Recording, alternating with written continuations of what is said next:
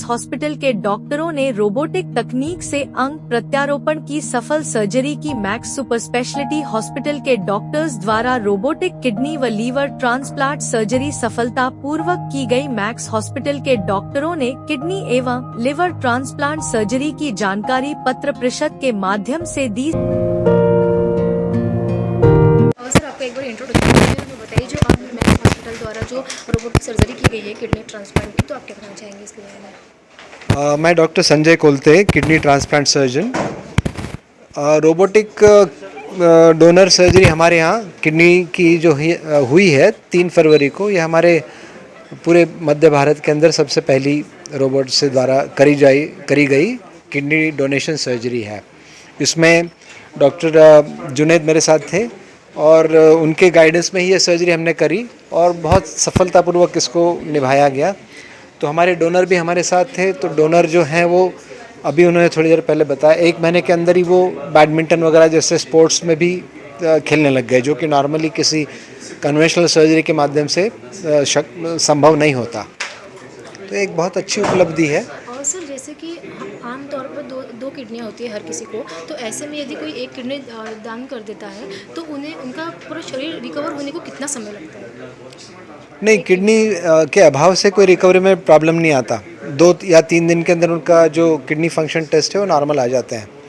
तो एक किडनी के दान से कोई उसमें फ़र्क नहीं आता है। जैसे ऑर्गन दान के डोनेट के लिए आप क्या कुछ कहना चाहेंगे नागपुर की जनता से? ऑर्गन डोनेशन के लिए तो मैं ये बोलूँगा कि जहाँ तक हो सके लाइव डोनेशन नहीं होना चाहिए।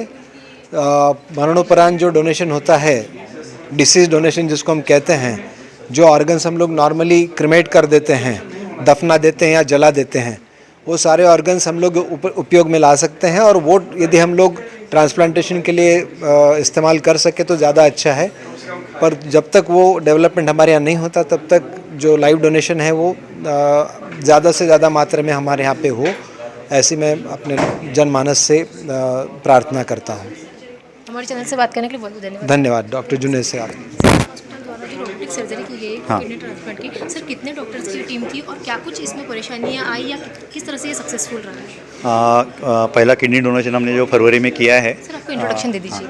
मैं डॉक्टर जुनैद हूँ, consultant urologist and kidney transplant team.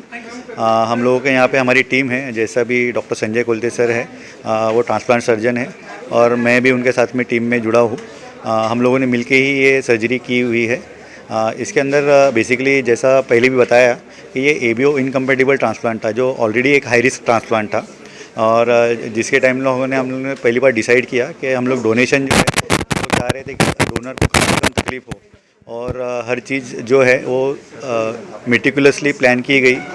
और हमारा ऑलरेडी जो लेप्रोस्कोपी में एक्सपीरियंस रह चुका है, इसके कारण हमको रोबोटिकली करने में बहुत ज़्यादा दिक्कत नहीं हुई। यही रोबोट का एडवांटेज रहता है कि वो आपका इतना अच्छा विजन देता है कि सर्जन की तकलीफ़ें कम हो जाती है। तो उसकी वजह से सर्जन जब तकलीफ में नहीं ऑपरेट करता है तो उसके कॉम्प्लिकेशन भी कम रहते हैं, पेशेंट की रिकवरी भी फास्ट होती है। तो ऑपरेशन के 3रे दिन ही हमने पेशेंट को डिस्चार्ज किया और आप जैसे ही पहले सुन चुके हैं कि विदिन अ मंथ पेशेंट ने अपनी सारी एक्टिविटी इंक्लूडिंग स्पोर्ट एक्टिविटी शुरू कर दी। तो हमारे लिए ये बहुत अच्छा एक्सपीरियंस रहा और अनइवेंटफुल ट्रांसप्लांट हम लोग कर पाए। उनको नई किडनी लगाई गई है तो उन्हें क्या कुछ खाने पीने में सावधानियाँ बरतनी चाहिए? हाँ, देखिए कैसा है कि जो रिसिपेंट को किडनी मिली है, उसके बाद उनके खाने पीने में ज़्यादा सावधानी नहीं रहती है। जैसा हम लोग बोलते हैं किडनी पेशेंट है, डायलिसिस पे है, या जो सीकेडी पेशेंट हम लोग बोलते हैं उनको हाई प्रोटीन डाइट हो गया, फ्रूट जूसेस हो गया, ये सब खाने में मनाही है। पर किडनी ट्रांसप्लांट के बाद सारी प्रकार की चीज़ें वो खा सकता है। उन्हें सिर्फ प्रिकॉशन, इन्फेक्शन से दूर रहना और उनकी दवाई टाइम पे लेना, यही मेन प्रिकॉशन चलती है। खाने पीने को उनको परहेज कम रहती है बहुत। ठीक है, चैनल से बात करने के लिए बहुत धन्यवाद। Thank you. आपका इंट्रोडक्शन दीजिए और हमें बताइए कि लीवर किया है क्या? ओके, तो लीवर आपने डोनेट किया है तो क्या कुछ आपका एक्सपीरियंस रहा, कैसा लग रहा है? अपनों की जान बचाकर आपको क्या फील? हाँ, बहुत अच्छा लग रहा है। एक्चुअल में मुझे थोड़ा सा डर ही लग रहा था कि मतलब मैच होता है कि नहीं, क्योंकि जैसे लीवर में कैसे होता है कि जो फैमिली मेम्बर्स हैं उनका ही मैच होता है और मैं उनकी फैमिली मेम्बर में से तो हूँ नहीं, वाइफ हूँ उनकी, तो उस वजह से वो थोड़ा सा डर लग रहा था। और फिर उनको मैच हो गया और वो अच्छे से मतलब है ना, इस वजह से और अच्छा लग रहा था। सेकंड दिन में ही डॉक्टर्स ने बताया कि उनको मैच हो गया पूरी तरह से, वो अच्छे हैं करके, तो अच्छा लग रहा है। डर लग रहा था, कैसा फील हो रहा था? नहीं, डर तो नहीं लग रहा था, पर यही लग रहा था कि अगर उनको मैच नहीं हुआ तो बस वही उतना ही डर लग रहा था, बाकी कुछ नहीं।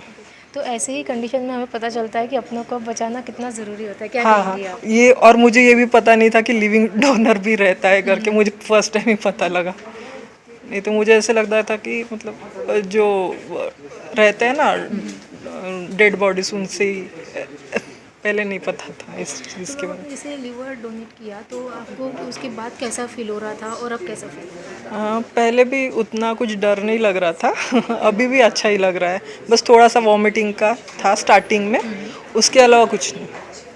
और मतलब जैसे सीजर में मुझे ज़्यादा तकलीफ हुई, इसमें कुछ भी तकलीफ नहीं। हमारे चैनल से बात करने के लिए बहुत बहुत धन्यवाद। Thank you ma'am.